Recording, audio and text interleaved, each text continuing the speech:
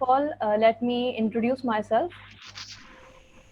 My name is Mamoona Shah, and I have done my bachelor's in engineering, electronics engineering from Mehran University of Engineering and Technologies, Jamshoro. And I have 2 years of teaching experience in the technology field.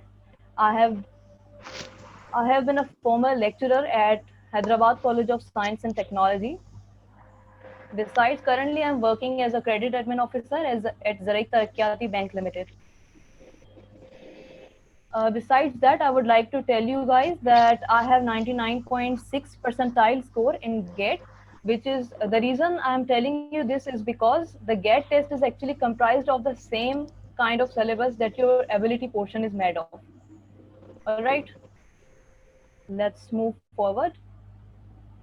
सबसे पहले तो आज हम discuss करेंगे ये चीज़ें। सबसे पहले हम देखेंगे अपने सिलेबस को और सिलेबस को डिस्कस करते हुए और उसके बाद साथ ही साथ हम पास्ट पेपर्स को डिस्कस करेंगे।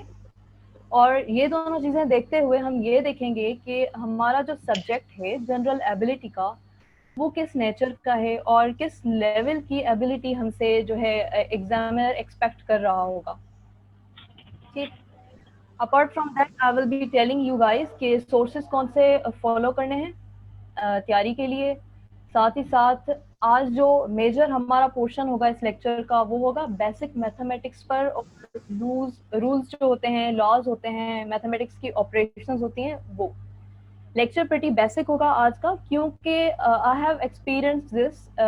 जब मैं खुद तैयारी कर रही थी या जितने भी स्टूडेंट्स के साथ मैंने डील किया है, तो उनको मैथमेटिक्स में इवन उनको बेसिक रूल्स जो होते हैं वो भूल चुके होते हैं because of their different field of study, जिसकी वजह से उनको आगे पूरे सब्जेक्ट में मसला होता है। तो इस लेक्चर में हम वही कवर करेंगे जो आपको आगे जो है सारी तैयारी में आपके हेल्प करेगा, आपकी बेस यही लेक्चर बनाएगा। ठीक है, उसके बाद कुछ एग्जाम टेक्निक्स के बारे में देखेंगे। कुछ एग्जाम टेक्निक्स के एग्जाम को अटेम्प्ट कैसे करना है, किन किन चीज़ों का ख्याल रखना है, कौन सी ऐसी चीज़ें हैं जिनका थोड़ी छोटी छोटी चीज़ें जिनका आप ख्याल रखकर ज़्यादा स्कोर कर सकते हैं। अपार्ट फ्रॉम दैट, जब मैंने अपना पहला लेक्चर लिया था डीजी ट्यूशन, मैंने एक असाइनमेंट दी थी एंड आई ऑल्सो थॉट कि एक असाइनमेंट यहाँ पर भी दी जाए। फिर जो आप लोगों में से विलिंग हैं वो भी यही इसी असाइनमेंट को सॉल्व करें, और अगर असेसमेंट भी करवाना चाहें तो मोस्ट वेलकम। उसके बाद क्वेश्चन आंसर सेशन करेंगे और उसके बाद हम करेंगे खुदा हाफिज। ठीक, तो चलें शुरू करते हैं। सबसे पहले हम देखते हैं अपने सिलेबस को।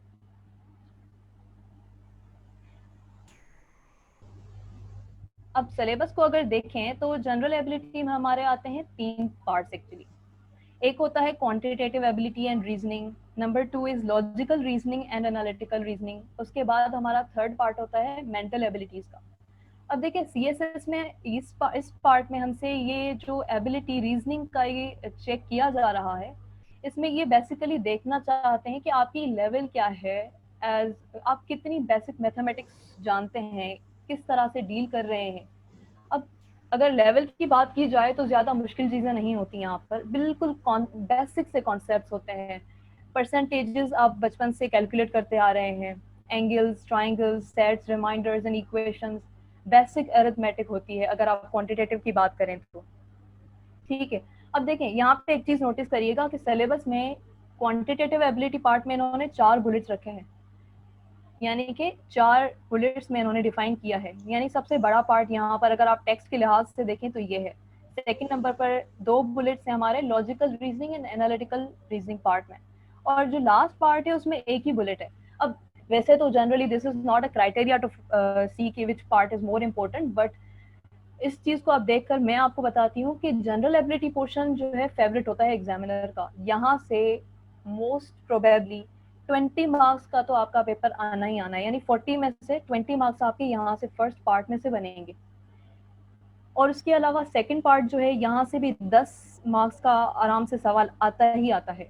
जो थर्ड पार्ट है ये इतना इम्पोर्टेंट नहीं है, आई वुड से समटाइम्स इसमें से सवाल नहीं भी आता, लेकिन कभी कभार आ भी जाता है 5 से 10 मार्क्स का। But since you are actually preparing for 40 marks, तो वो 5 मार्क्स भी आपके बहुत इंपॉर्टेंट होंगे। ठीक है, तो यहाँ पर देखिए 3 पार्ट्स हैं, हम इंडिविजुअली एक एक को भी चेक करेंगे कि ये किस तरह है, लेकिन आपको ये अंदाजा होना चाहिए कि सबसे इम्पोर्टेंट पार्ट कौन सा है, आपको ज्यादा टाइम इसको देना है, ठीक है, जो है क्वांटिटेटिव एबिलिटी। अब देखते हैं कि है क्या और इसमें हमने पढ़ना क्या क्या है। क्वांटिटेटिव एबिलिटी एंड रीजनिंग की अगर बात करें तो फर्स्ट बुलेट में बता दिया है बेसिक मैथमेटिक्स स्किल्स। आप सब एडल्ट्स हैं, ग्रेजुएट हैं माशाल्लाह से, आप अपने फाइनेंसेस मैनेज करते होंगे, इवन स्कूल लाइफ में आपको पॉकेट मनी मिलती होगी, you must be managing that. आप शॉपिंग करते होंगे तो चीज़ों को आप कैलकुलेशंस बेसिक करते होंगे, ये बिल्कुल इसी तरह की मैथमेटिक्स आपको अगर आती है तो you are good to go in this section as well. बस आपको थोड़ी सी तैयारी करनी है, उसके बाद ये पेपर आप आराम से इसमें अच्छा स्कोर कर सकते हैं। Even those people who think they are not good at mathematics, आपको अगर एडिशन, सब्ट्रैक्शन, मल्टीप्लिकेशन और बेसिक परसेंटेजेस भी आती हैं तो you can even score good in this. देखें अब इसमें आपको करना क्या है, यहाँ पे आपको थर्ड बुलेट को अगर आप चेक करें तो बताया गया है आपको अरिथमेटिक आनी चाहिए, अलजेब्रा, ज्योमेट्री। ज्योमेट्री में क्या चीजें, एवरेज पता होना चाहिए, रेशियोज, रेट्स, परसेंटेज, ये सिंपल सी चीजें हैं, ठीक है। अगर आप लॉजिकल रीजनिंग की बात की जाए तो अब देखें रीजनिंग और यहाँ पे एबिलिटी की बात हो रही है। एग्जामिनर देखना चाहता है कि आपकी एबिलिटी क्या है, किस चीज में आप क्वांटिटेटिव चीजों में कैसे हैं, और उसके बाद आपकी लॉजिक कैसी है, आपकी रैशनैलिटी कैसी है, आप डिसीजन मेकिंग जो करते हैं वो किस बेसिस पर करते हैं। तो ये जो पोर्शन है आपका logical reasoning and analytical reasoning, ये सिंपली इस चीज को देखेगा कि आप कितने रैशनल हैं। अगर आप रैशनल किस्म से देखिए, आपको इस किस्म के इस पोर्शन में जो भी सवाल दिए जाएंगे उसमें आपको कुछ इंफॉर्मेशन दी जाएगी। जरूरी नहीं है कि वो इंफॉर्मेशन यूनिवर्सली करेक्ट हो, सही हो। आपको उसी इंफॉर्मेशन को देखना है, उसको करेक्ट एज्यूम करके फिर एक लॉजिकल कंक्लूजन पर आना है। ये आपकी रीजनिंग, आप जो रीजन करते हो वो किस तरह से करते हो। फॉर एग्जाम्पल अगर आपको एग्जाम्पल दे दिया जाए कि earth does not have a moon, तो you have to assume that earth does not have a moon even though we know that earth has a moon, right. लेकिन उस पर्टिकुलर क्वेश्चन के context में आपको जितना भी फैक्ट्स दिए जाएं, आपको उन्हीं फैक्ट्स को एनालाइज करके कौन निकालना है। यू कांट से कि आपकी जो प्रायर नॉलेज है वो किसी काम की नहीं है, आपकी डिसीजन मेकिंग पावर काम की है आपकी, ठीक है। लेकिन अगर देखें इन दोनों में फर्क क्या है कि लॉजिकल रीजनिंग और एनालिटिकल रीजनिंग में फर्क क्या है, तो देखें फर्स्ट में आपको फैक्ट्स गिवन होंगे, सेकंड में भी आपको फर्स्ट में एक लॉजिक अप्लाई करनी है और एक कंक्लूजन पर आना है।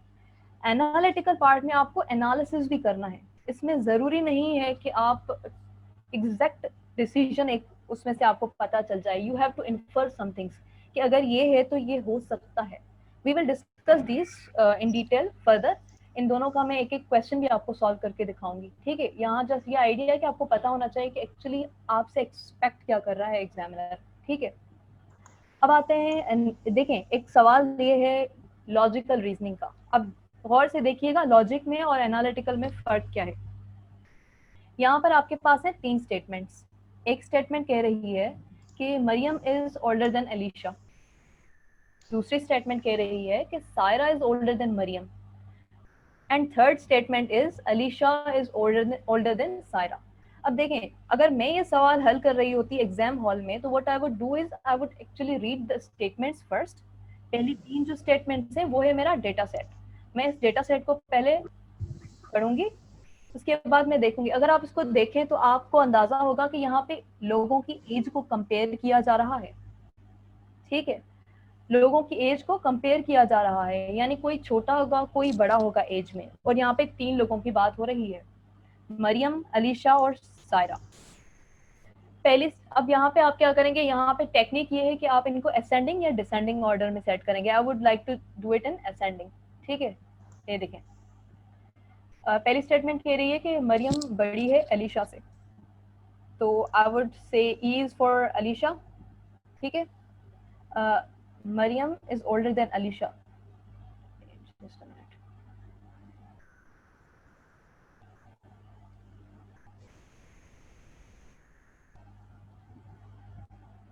Okay, so this is greater than sign, ठीक है। और उसके बाद ये कह रहे हैं कि ये है मरियम बड़ी है अलीशा से। Second statement is Saira is older than Maryam, ठीक। तो अब मरियम से भी, ये है मरियम, तो मरियम से अगर बड़ी है सायरा तो हम यहाँ पे ये लगा देंगे। तो यहाँ से आपको अंदाजा हो रहा है कि सायरा और अलीशा में क्या रिलेशनशिप है। Alisha is older than Saira. अब थर्ड स्टेटमेंट कह रहा है कि Alisha is older than Saira, ठीक है। और क्वेश्चन पूछ रहा है कि if the first two statements are true, अगर पहली दो स्टेटमेंट्स करेक्ट हैं, ठीक है, तो third statement is A true, B false, C uncertain. अब आपने पहली दो स्टेटमेंट्स को करेक्ट एज्यूम करते हुए थर्ड को वेरीफाई करना है कि क्या ये सही है या गलत, ठीक है। अब देखें, थर्ड स्टेटमेंट है कि अलीशा इज ओल्डर देन सारा। This is not quite possible if you look at this statement here, because Alisha सबसे छोटी है, she can't be older than Saira, right. तो आपका आंसर क्या होगा? फॉल्स। ठीक, इट्स दैट इजी। यानी कि सिंपल सी दो स्टेटमेंट्स, आपको तीन गिवन थी, आपको कहा कि दो सही है, तीसरी को एनालाइज करो, तीसरी को चेक करो कि इसकी क्या लॉजिक सही है। यहाँ पे सिंपल लॉजिक की बात है कि अगर अलीशा सबसे छोटी है तो वो सायरा से बड़ी नहीं हो सकती। Basic common sense actually. आपको जो है ये चीज, अगर आपको कुछ, ये तो आसान सा सवाल है, अगर कुछ मुश्किल सवाल भी आपके पास आ जाए तो प्रैक्टिस से आप उन्हें भी हल कर सकते हैं, ठीक है। Let's go forward. उसके अलावा ये एक सवाल है एनालिटिकल रीजनिंग का, ठीक। एनालिटिकल रीजनिंग का ये जो सवाल है, अब देखिए ये उससे थोड़ा कॉम्प्लेक्स होगा, क्योंकि यहाँ पे आपको एनालाइज करना है, यहाँ पे आपको एग्जैक्ट जो है आंसर मुश्किल होगा compare to logical reasoning part के सवाल के मुकाबले में आपको थोड़ा मुश्किल लगेगा। यहाँ पे आपको इन्फर भी करना पड़ेगा as compare to making a decision based on facts. यहाँ पे इन्हीं फैक्ट्स को देखकर आपको इन्फरमेंट्स भी बनानी होंगी, फिर उन इन्फरमेंट्स के बेसिस पर आप डिसीजन मेकिंग करेंगे। अब देखें, इन सवालात को हल करने के कुछ तरीके होते हैं। जब भी आप किसी चीज को एनालाइज कर रहे होते हैं, फॉर एग्जांपल आप लेट से करंट अफेयर का कोई टॉपिक है, उसको आप एनालाइज करना चाहते हैं, तो आप देखेंगे कि आपके पास क्या क्या इन्फॉर्मेशन है, आप उनको लेट से बुलेट्स में लिखेंगे पहले, फिर एनालाइज करेंगे कि क्या इंटर रिलेशनशिप है, क्या फ्यूचर प्रोस्पेक्ट्स हैं। जब तक आप उस इंफॉर्मेशन को ऑर्गेनाइज नहीं करेंगे, आपका सवाल हल नहीं होगा, आपको आपकी एनालिसिस अच्छी नहीं होगी। सेम गोज हियर कि यहाँ पे भी आपको इस डेटा को ऑर्गेनाइज करना है, ठीक है। अब मैं आपको बताऊंगी ऑर्गेनाइज करना कैसे है। ये देखिए, यहाँ पे ये जो सवाल है, कह रहा है कि read the following information carefully and answer the questions that follow. Question है कि what two cities are industrial centres. यहाँ पे सिटीज के पेयर हैं, हमारे पास है 6 cities, there are 6 cities, A B C D E and F, right. हमारे पास 6 सिटीज हैं, उनके बारे में हमारे पास जो है इंफॉर्मेशन है 5 स्टेटमेंट्स में। Let's see what these statements are saying. Statement number 1 is कि A is not a hill station, whereas statement number 2 is saying कि A is not a hill station. Statement number 3 is saying that B and E are not historical places. D is not an industrial city. A and D are not historical cities. अब यहाँ पे देखें, trick क्या है, ये आपको बता रहा है कि कौन सा सिटी क्या नहीं है, और आपको फाइंड करना है कि कौन से दो सिटीज इंडस्ट्रियल सेंटर्स हैं। That's the trick. अब आपको इसको हल कैसे करना है, you will make a table, ठीक।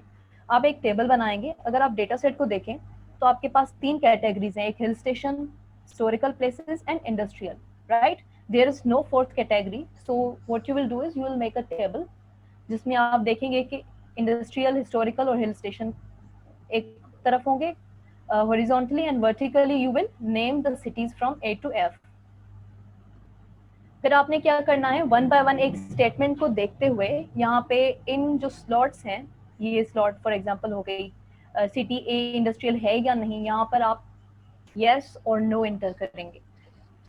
जब आप थोड़ा आपका टेबल फिल हो जाएगा तो पॉसिबली आपका आंसर आपको इस टेबल की हेल्प से आसानी से मिल जाए, एज कम्पेयर टू आप बेटे सोचते रहें। That is not a good way, this is the right way, and इससे आपका टाइम भी सेव होगा और आंसर की एक्यूरेसी इंश्योर हो सकती है। कड़ी बनी बाहर में आ रहे 27। आप अपनी माइक म्यूट कर दें सारे स्टूडेंट्स प्लीज। सनो जी प्लीज माइक म्यूट कर दें अपनी।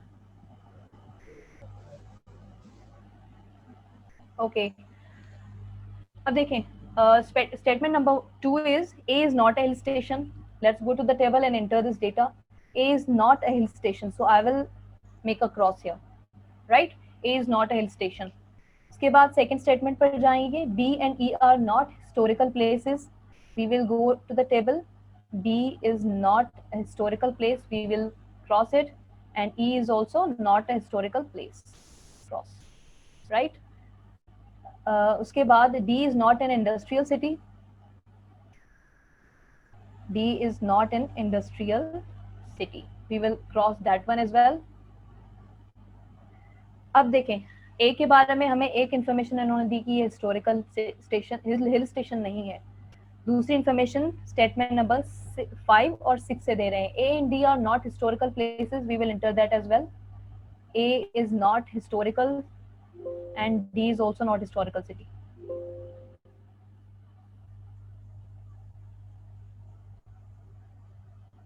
Right?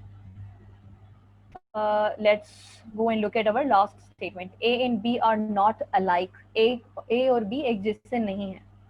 देखें, अब आप देखें कि अगर A, इस स्टेटमेंट को देखें यहाँ पर, अगर A जो है आपका वो एक हिल स्टेशन भी नहीं है, वो एक हिस्टोरिकल सिटी भी नहीं है, तो we are left with only one option, that is industrial. Means A is industrial city. We are going to put a Y for to indicate a yes. Usual exam में आप जो है टिक लगा सकते हैं यहाँ पर. ठीक है. अब हमें पता है कि A जो है एक इंडस्ट्रियल सिटी है.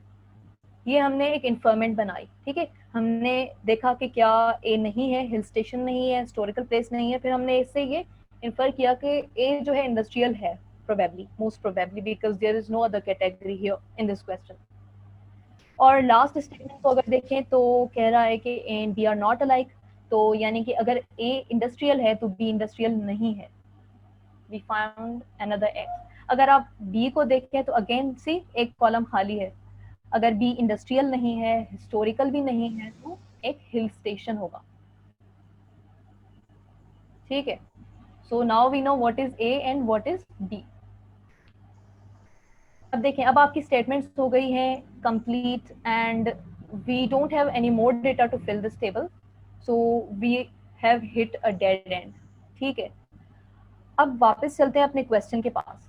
देखें, अब दूसरा तरीका ये कि आप MCQs के जो ऑप्शन है ना उनको चेक करें. Which two cities are industrial centres हमसे पूछ रहा है. अब हम वापस टेबल में जाएं. देखें, इंडस्ट्रियल सिटी B एक तो इंडस्ट्रियल सिटी नहीं है, यानी B अगर ऑप्शन में होगा तो वो इनकरेक्ट रहेगा, और D अगर ऑप्शन में होगा तो वो इनकरेक्ट होगा. लेट्स सी कि B एंड D जिस जिस ऑप्शन में है वो हम ऑप्शन को क्रॉस आउट कर देंगे. ठीक है. ये देखें, यहाँ पर B है, यानी कि this option is correct because we know B is not an industrial centre. And apart from that D is also not an industrial centre. और इसके बाद ऑप्शन नंबर D में अगेन B आ रहा है. We know B is not an industrial. We have found our answer. Right.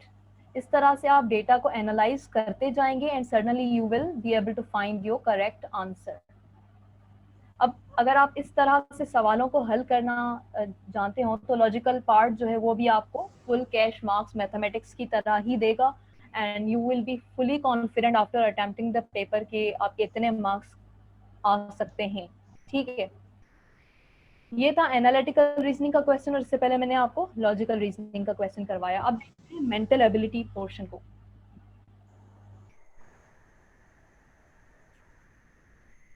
ठीक है. चलें, अब देखिए मेंटल एबिलिटी असल में ये क्या है कि जैसे इंटेलिजेंस टेस्ट के बारे में आपने सुना होगा, IQ टेस्ट वगैरह होते हैं, इसी तरह मेंटल एबिलिटी को टेस्ट करने के काफ़ी सारे स्किल्स जो है बनाए गए हैं. इस पोर्शन में हमने सिर्फ उन्हीं को स्टडी करना है. इस पर मोस्टली थ्योरेटिकल क्वेश्चंस आते हैं. एक पेपर जो 2020 का आया था उसमें एक सवाल आया था जिसमें ये जो है इधर वाले सवाल जो नीचे हैं सीरीज वाले ये आए थे. ठीक है. अब देखें, इसमें एक तो है थ्योरी कि आपको वो स्किल्स पढ़ने हैं, उसके बाद आप थ्योरेटिकल अटेम्प्ट कर सकते हैं. अगर सवाल आ जाता है लकीली तो आपका ये हो जाएगा. If you don't know mathematics you can easily score in this. Second इसके जो एग्जांपल्स हैं, एनालॉजी क्वेश्चंस आते हैं. I am not going to talk more about this because we are running out of time. लेकिन उसके बाद series question आपने देखे होंगे कि एक नंबर की सीरीज होती है, आपने नेक्स्ट नंबर फाइंड करना होता है. ये दो टाइप